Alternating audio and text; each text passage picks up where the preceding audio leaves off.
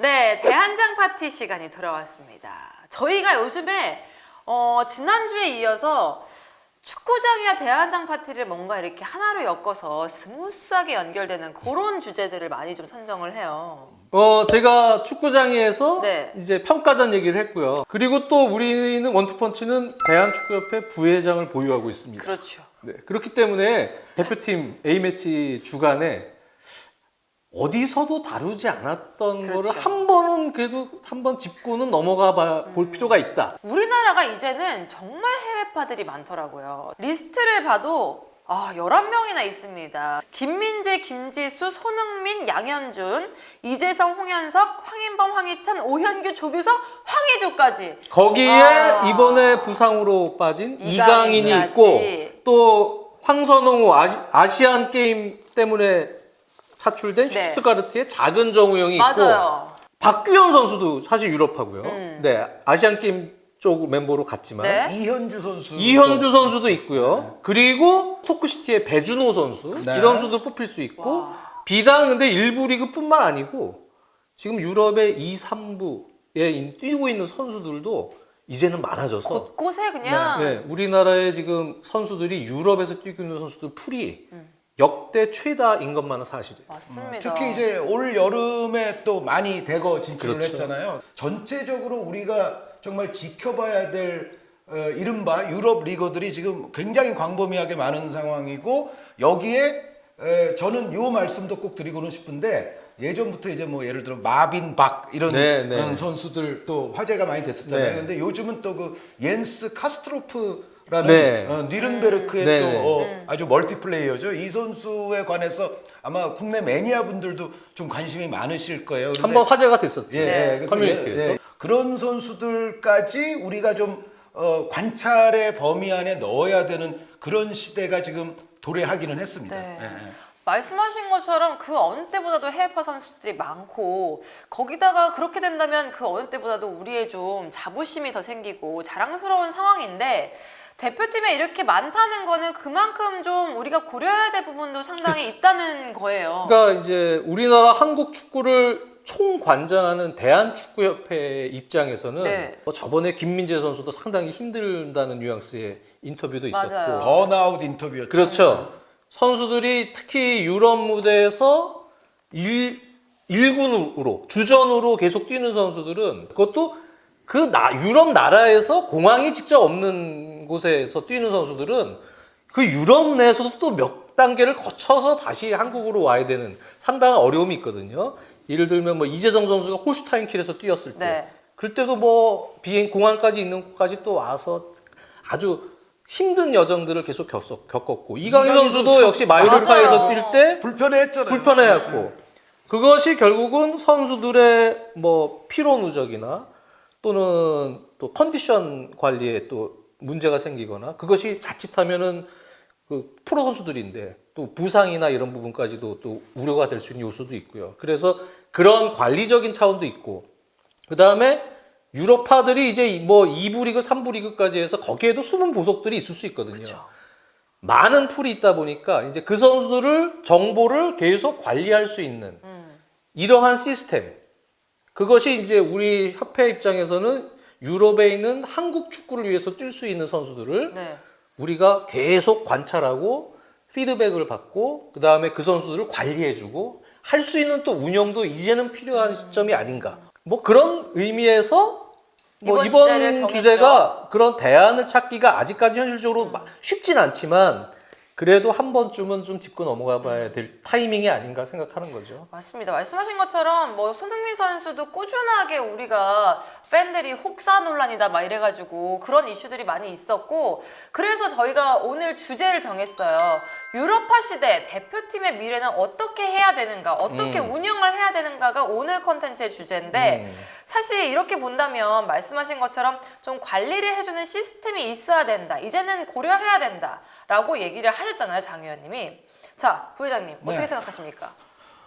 옳습니다. 네. 옳고요. 그리고 지금 이제 유럽파 선수들이 늘어나는 이 추세는 저는 뭐 앞으로도 뭐 당분간 내지는 더 먼 미래까지도 사실 이 추세는 이제 계속 가리라 더 늘어날 가능성도 봐요. 있다는 그러니까 일단 요즘 이제 왜 유럽 리거가 늘어나느냐라는 질문들을 이제 저도 많이 봤는데 뭐 여러 가지 복합적인 요인이 있겠죠. 그런데 일단은 대한민국 선수들에 대한 어떤 유럽 구단들의 여러 가지 신뢰도가 상당히 좀 올라간 것처럼 보입니다. 그러니까 손흥민 선수나 김민재 선수는 이미 뭐 거목 같은 그런 지위까지 그렇죠. 이미 올랐고 뭐 이강인 선수도 지난 시즌 마요르카 아무리 뭐 중하위권 클럽이라고 해도 거기서 거의 에이스적인 활약이었잖아요. 이제 그런 모습들이 자꾸 나오고 뭐 말씀드렸던 이재성 선수도 정말 장기간에 걸쳐서 팀의 거의 소금 같은 존재 아닙니까? 이제 그런 선수도 황인범 선수도 뭐 최근에 다행히 이제 레드스타 베오그라드에 입성을 했습니다만 황인범 선수도 유럽에서 뛴 기간 동안 계속 좋았었고요. 그래서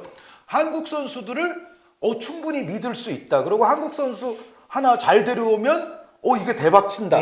이러한 어떤 분위기가 유럽에 상당히 지금은 많아진 것처럼 보이고 그리고 유럽 축구가 요즘 뭐 천문학적인 자금이 돌아다닌다고 하지만 어디까지나 그거는 프리미어 리그 아니면 사우디아라비아가 하는 거고 사실 다른 리그들은 그렇게까지 돈을 쓰고 그쵸. 있지는 못하거든요. 그래서 이제 가성비 영입이 또 중요한 유럽 축구 시장에서 대한민국 선수들이 예전보다 훨씬 더 관심과 관찰의 대상이 되고 있고 그 증거가 요즘 이제 우리 K리그 경기장이나 뭐 K리그 구단들 주변에 외국의 스카우터, 외국의 그 관찰자들이 예전보다 더 많이 오고 맞아요. 있다고 해요, 실제로. 그리고 이제 또 역으로 우리 에이전트들의 해외 네트워크랄지 우리 에이전트들의 역량도 예전에 비하면 훨씬 더 지금은 발전이 돼 있거든요. 그래서 이른바 이제 선수 딜이 훨씬 더 잘 일어날 수 있는 토대가 지금 마련이 됐고, 그리고 과거에는 이제 선수들 많이 나간다 그러면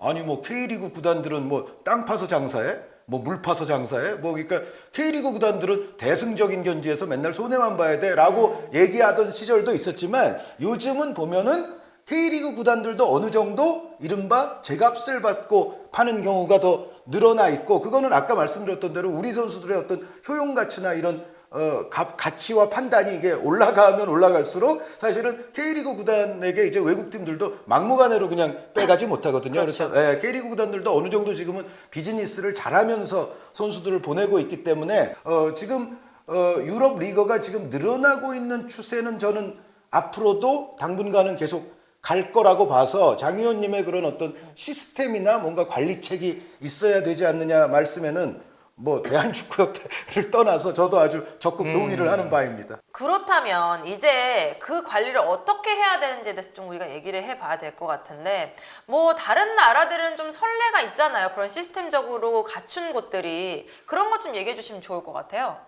우리와 비슷한 곳은 역시 일본이죠. 네. 일본인데 독일 듀셀도르프에 일본 축구협회 사무소가 따로 있어요. 아, 그래요? 네. 거기서 이제 그 전체 유로파 선수들에 대한 정보, 그거는 이제 거기 인력들이 직접 경기장에서 뭐 영상을 찍는다든가 아니면 그 컨디션도 직접 가서 체크를 한다든가 아니면 그 상황들, 현황들을 피드백을 이제 헤드쿼터가 있는 일본에 전달을 해주는 일종의 연락소 기능도 있고요. 네. 그리고 선수들의 모든 그 애로사항 같은 거, 뭐 그런 것도 특히 일본 선수들은 약간 수줍음도 있고 그래서 언어적인 문제도 있고요. 직접 구단하고 이렇게 소통을 하는 데 있어서 적극적이지 못해서 본인의 의사 표현이나 이런 부분들이 좀 서툰 선수들도 꽤 많다 그래요. 그래서 그런 부분도 그 사무소에서 일종의 지사 같은 개념이죠. 네. 일본 축구협회 듀셀도르프에 거기서 도와주고 그러면서 과연 이 선수가 지금 A매치 이렇게 좀 피로한 그런 여정을 소화했을 때 좀 리스크가 있을 수 있다 그러면은 이제 그런 부분도 아마 그 대표팀 쪽이랑 소통을 하는 것 같고, 그러니까 일종의 이제 눈과 귀가 되어주는 거죠. 그렇죠. 일본도 이제 A매치는 이제 그 일본에서 주로 합니다. 우리나라처럼 네. 역시 주 수입 이런 것들이 일본 내에서의 그 스폰서 유치, 그 다음에 입장 수입 뭐 이런 부분도 상당히 중요하기 때문에 그래서 그런 것들을 관리하기 위해서는 이제 일본에서 많이 하죠. 이번 같이 이제 또 원정 평가전을 간혹 섞긴 하지만 큰 성과를 냈다고는 지금 몇 년 안 됐거든요. 사실 한 3년 정도 2020년에 20년, 3년 됐기 때문에 그 결실이 어느 정도 되는지 모르겠지만 어쨌든 노력은 하고 있다. 근데 이제 우리도 이제는 준비를 조금 해야 될 시기인 것만은 맞을 것 같거든요. 네. 우리 협회도 예산을 가지고 운영하기 때문에 기본적으로 뭐 스폰서 수익이나 중계권이나 또 특히 스폰서들을 이렇게 비용에는 다 이제 우리나라에서 또 하는 경기, 그런 경기에 대한 이제 비용, 그 다음에 뭐 스포츠 토토 뭐 수익금, 뭐 그다음에 체육기금 뭐 이런 것들이 이제 일부 있긴 하지만 그래도 큰 틀은 우리는 우리나라에서 좀 해야 그래도 운영이 돼요. 그 수익을 가지고 원정 평가전을 유럽파들이 너무 많아지면 가면 좋은데, 근데 우리 같은 경우는 브라질처럼 초청비 받고 원정 평가전을 유럽 근처에서 계속 뛸 수 있는 그럴 수 그런 나라가 없죠. 아니잖아요.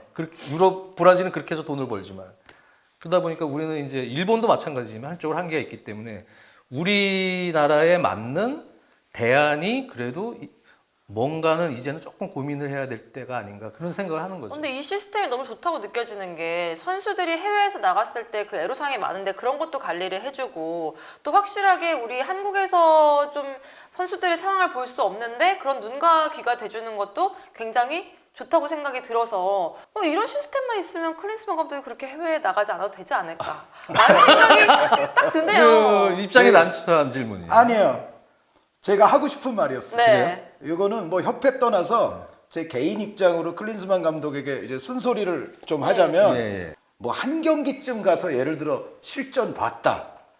이게 제 생각에 얼마나 사실 대표팀 구성을 하고 선발을 하는 데 있어서 영향이 있는 것일지 일단 저는 모르겠어요. 제가 클린스만 감독의 그 정말 세계적인 레전드로서의 그런 뭐 축구적인 내공에 저는 발뒤꿈치에 때도 못 미치지만, 언뜻 생각해서는 사실은 별 영향 없을 것 같거든요. 아니 예를 들어 뭐 현지에 갔는데 손흥민 선수나 김민재 선수가 그날 결장을 했다든가, 혹은 그날 평점 5.5점 부진했어요. 네. 그렇다고 그래서 이 선수들 안 뽑을 거 아니에요? 안 뽑을 거예요? 뽑습니까? 사실 더 굵직굵직한 선수들에 있어서는 사실은 경기장에서 뭐 만나고 거기서 경기 보고 뭐 격려 한마디 하고 컨디션 괜찮니?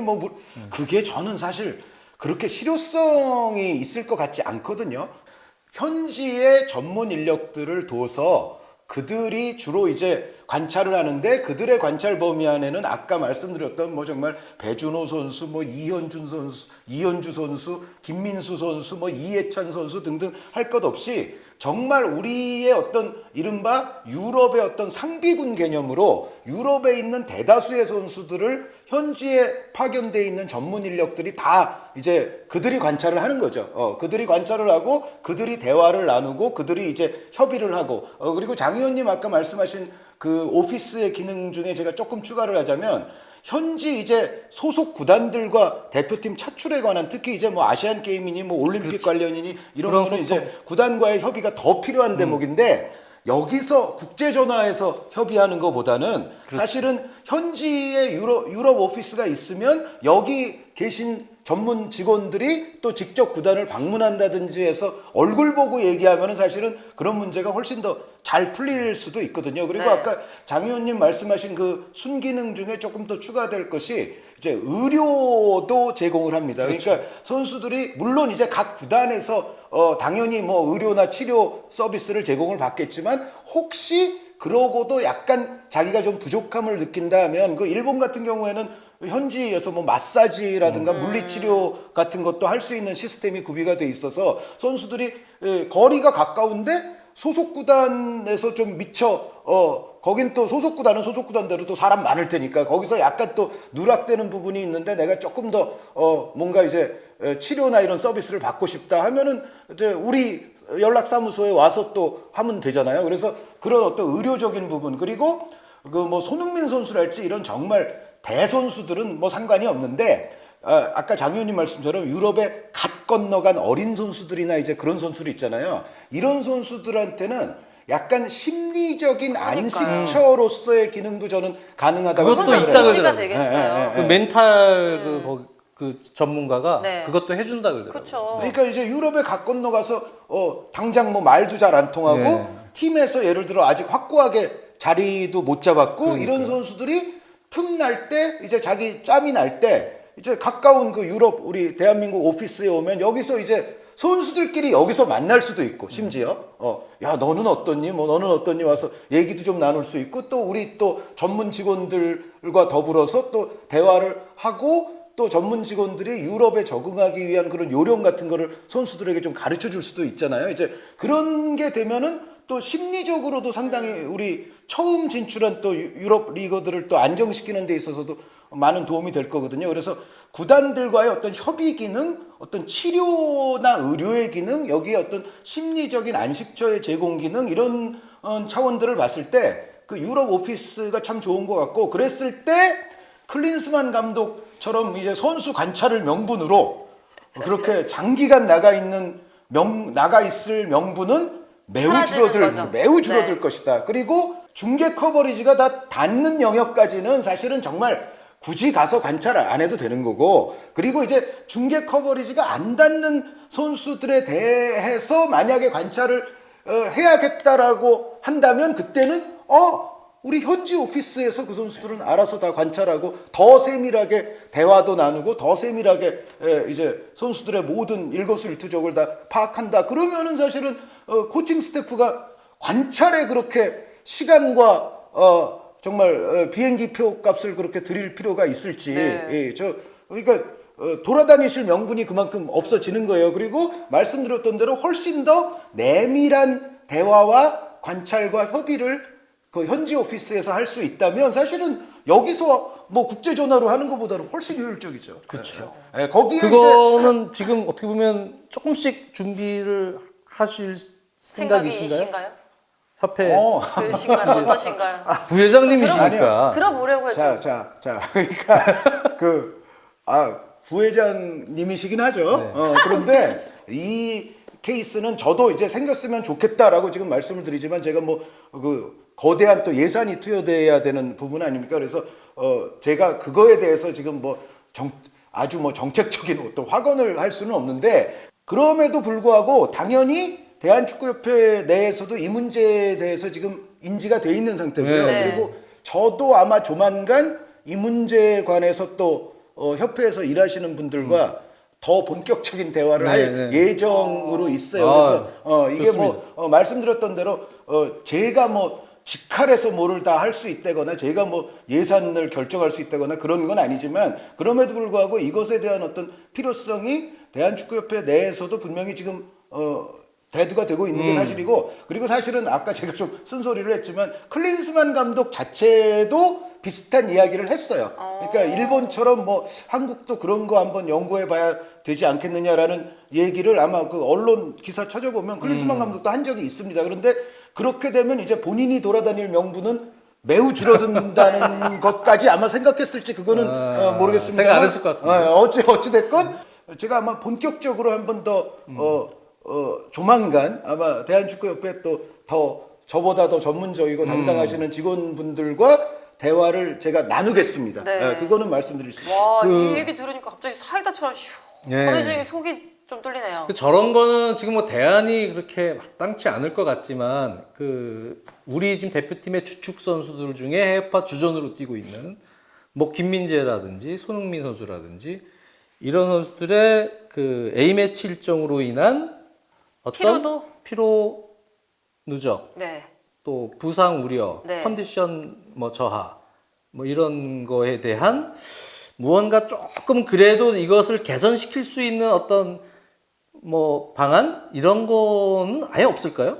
예를 들어서 이 사무소가 오피스가 유럽 내에 있으면? 생겼다. 그러면 그런 주축 선수들은 따로 조금이라도 피로를 좀 덜 수 있게끔 네. 일종의 약간 매니저 역할이죠. 그렇죠. 그런 거를 물론 에이전트가 있지만 따로 매니저 있지만 다른 협조를 해줄 수 있는 그래서 조금이라도 그 선수가 좋은 컨디션에서 그래도 한국으로 올 수 있게끔 도와줄 수 있는 부분적 예산 투여 이런 것들이 그래도 그게 경기력에 우리 대표팀의 입장에서 상당히 중요한 또 부분이기도 하잖아요. 중요하죠. 그럴 수도 있겠네요. 그렇죠. 그러니까 그래서 선수들을 위해서 전용기나 전세기를 들을 수는 없겠지만 당연히 그건 못하지만 예를 들어 정말 교통편이라든가 이런 것도 미리미리 좀 잘 알아봐주고. 알아봐줘서 네. 뭔가라도 조금이라도 편할 수 있는 길이 있다면 그런 것도 이제 그런- 오피스에서 좀 그런 방도를 그쵸. 찾아보는 그런 것도 좀 해주고 그다음에 이제 오피스에서 저는 그런 거 한번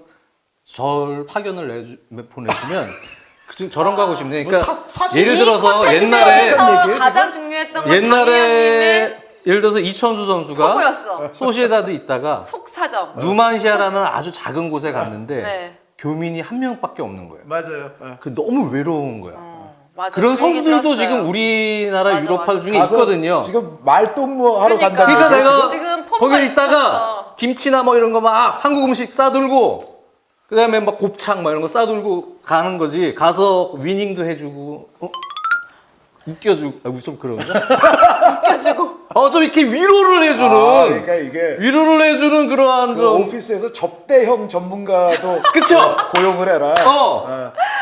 아니 그런 거 근데 하면은 이게 좋을 것 완전히 같은데? 사심 가득하시군요. 근데 사실 장 의원님이 우스갯소리로 얘기하셨는데 선수들이 그만큼 굉장히 의지할 데가 없고 정말 힘들어서 진짜 그 말씀하신 것처럼 그 교민 한 분하고 끝까지 끈끈한 인연을 맺어오고 이런 경우가 되게 많아요. 그래서 만약에 진짜 현재 오피스가 있으면 선수들한테 어떤 그런 문화적인 측면에서도 뭐 정말 뭐 알아봐 준다거나 맞아요. 뭐 이렇게 하는 것도 본인은 모를 수 있거든요. 왜냐면 선수들은 특히나 축구만 해왔기 때문에 그런 문화적인 거에 대해서 아예 문외한일 수 있단 말이에요. 그 장지현 의원처럼 귀엽고 재롱을 떠는 접대형 전문가를 붙여드리기는 어렵겠지만 네. 어쨌든 선수들의 애로사항을 정보나 이런 오피스에 것들을. 얘기하면 네. 오피스가 최대한 그것을 해결하기 위한 어떤 방도를 찾아볼 수는 있겠죠. 근데 그렇게 된다면 선수들의 경기력도 향상될 수 있는 요건이 될 수 있겠죠. 그런 부분에 있어서 굉장히 순기능이지 않을까. 근데 이제 다만 요거는 있어요. 그러니까 일본 같은 경우는 그 디셀도르프에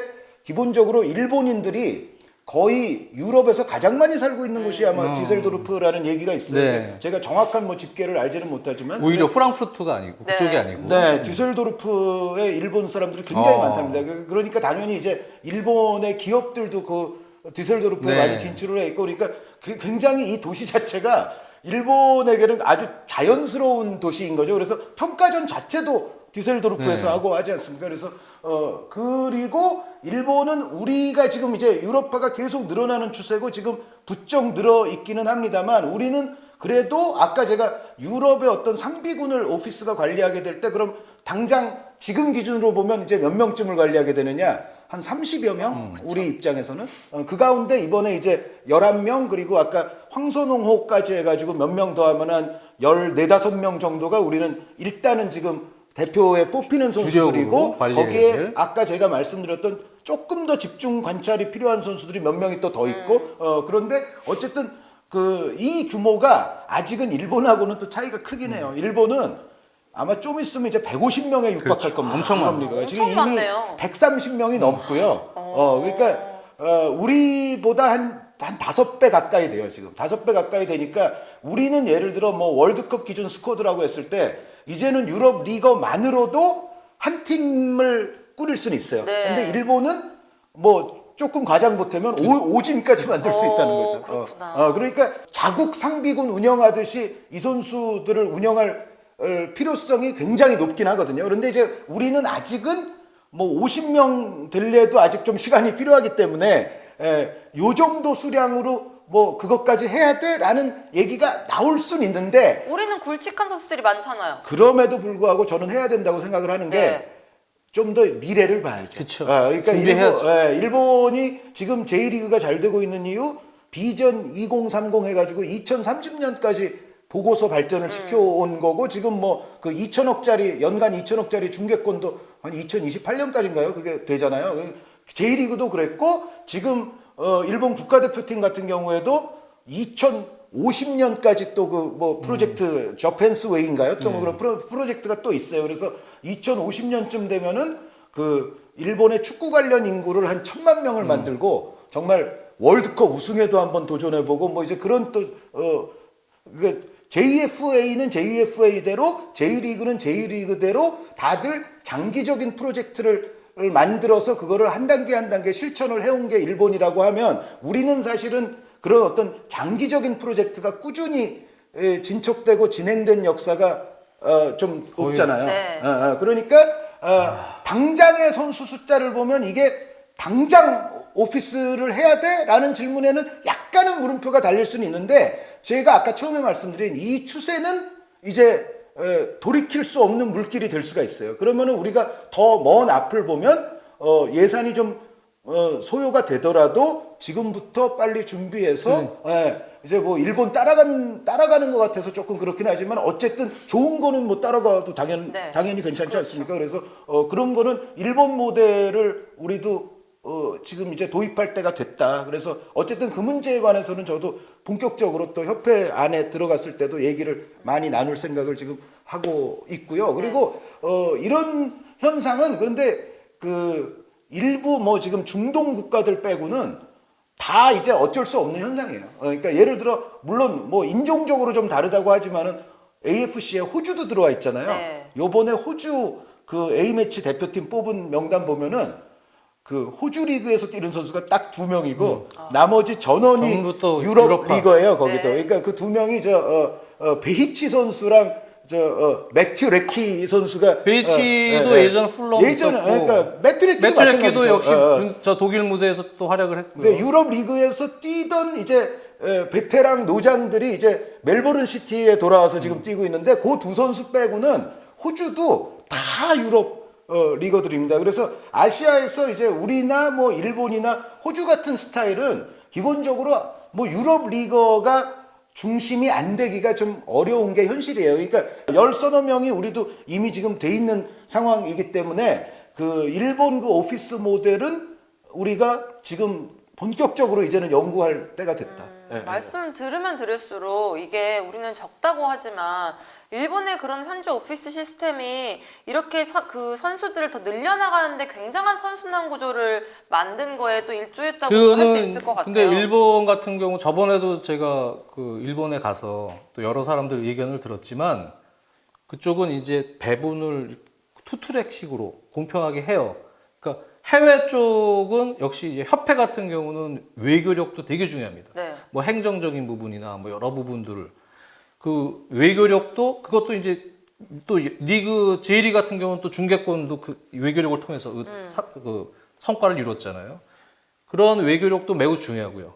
그리고 역시 뭐 해외파 관리하는 것도 마찬가지고 인터내셔널하게 나가는 부분, 그 다음에 이제 이른바 내치 이 안에서 자국 리그와 또 자국 그 축구에 대한 시스템 이것이 공평하게 거의 투트랙으로 갈 수 있어야 되는데 근데 사실은 지금 우리나라 협회가 솔직히 얘기하면 현실적으로 지금 외교력 되게 떨어져요. 네. 아시아 무대에서 네. AFC나 이런 데서 우리가 뭐 여러 가지로 이렇게 발언하고 제안하고 적극적인 행보를 거의 보이질 않는단 말이에요. 그거 지금 사실은 팩트고요. 그리고 뭐 이미 뭐 이번에도 그랬지만 황선홍이나 뭐 클린스만 이런 소통이나 여러 가지 그 중재나 여러 가지 지금 사실 우리 내치도 중요합니다. 이건 기본이 돼야 돼요. 어떤 기본적인 플랜 같은 것도 있어야 되고요. 그 쫙 가야 되는데 이게 너무 주먹구구식으로 지금 우리가 사실 오래 갔어요. 근데 사실은 이런 것들이 이제 정비가 좀 돼야 됩니다. 네. 지금 대한축구협회가 올해가 90주년입니다. 그래서 네. 90주년에 또 발 맞춰서 그 한국 축구의 이제 미래를 위한 어떤 가치체계 정립 요 프로젝트도 지금 하고 있어요. 그래서 가치체계 정립 프로젝트가 이제 어느 정도 완결이 되면 요거를 또 이제 뭐 대중 여러분들께 이제 공개하는 아마 그 시간이 생길 네. 거예요. 그래서 물론 지금 말씀하신 것처럼 뭐 보니까 뭐 아이 뭐 이거 뭐 추상적이기만 하고 뭐 또 내용이 별게 없네라고 또 장 의원님 말씀하실지도 혹시 나중에 몰라서 제가 여기서 뭐 어느 정도의 뭐 엄청난 뭐 지금 선전을 해야 될지 잘 모르겠는데 어쨌든 대한축구협회도 그 미래를 위한 가치체계 정립에 관한 부분을 지금 또 그쪽으로 계속 일을 하고 계신 네. 직원들이 네. 있더라고요. 그래서 이제 그 부분도 좀 얼추 나올 수 있다. 기대하겠습니다. 올해 안에 그 말씀. 그래도 계속 점진적 발전을 하고 있어요. 네. 근데 이제 저 같은 축구 팬의 욕심은 조금 더 속도를 냈으면 좋겠다. 그리고 이제 가치체계의 발전이 그게 결국에는 문서로 작성되는 거잖아요. 그게 미래에 현실화되게끔 만들어가는 게 가장 중요하니까 네. 그런 부분에서 좀 많이 힘써주시기를 바라면서 네.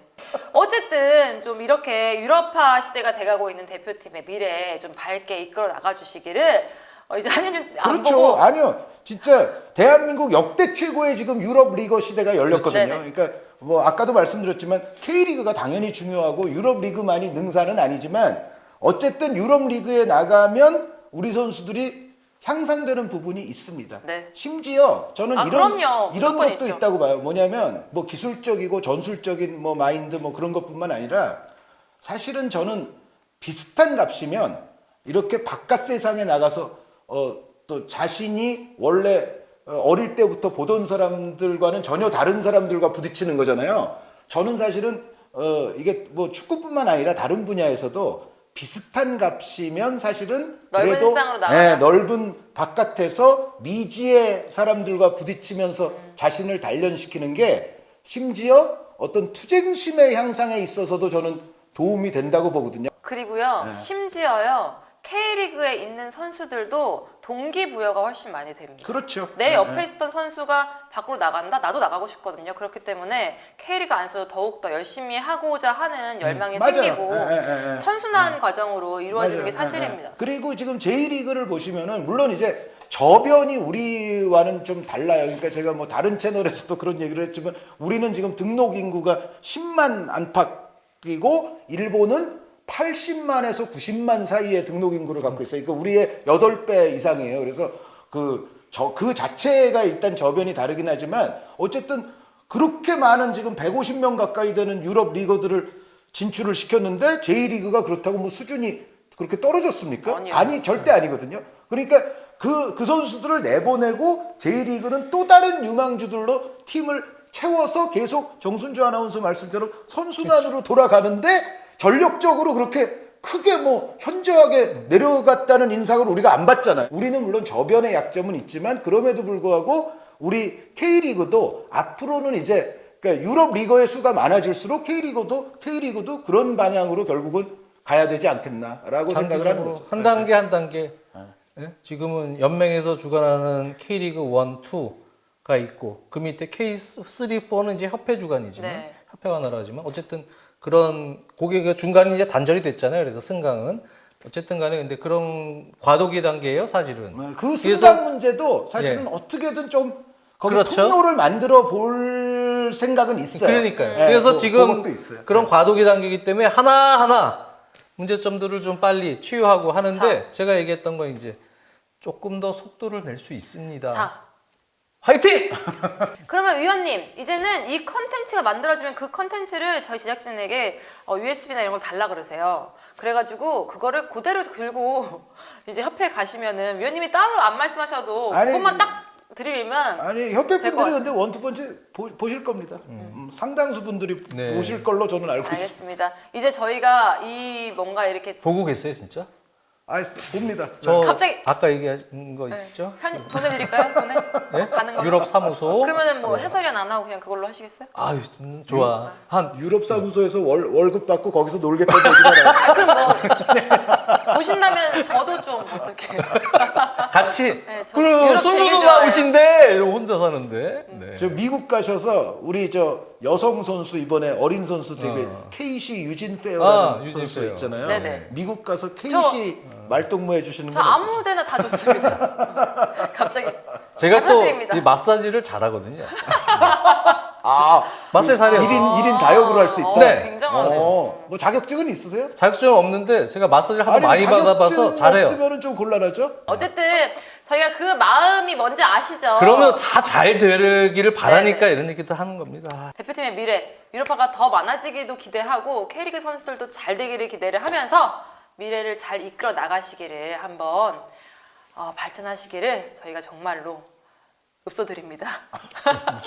잘 부탁드려요. 마무리가 좀 쉽지 않네요. 네. 나는 금요일 새벽이 무서워.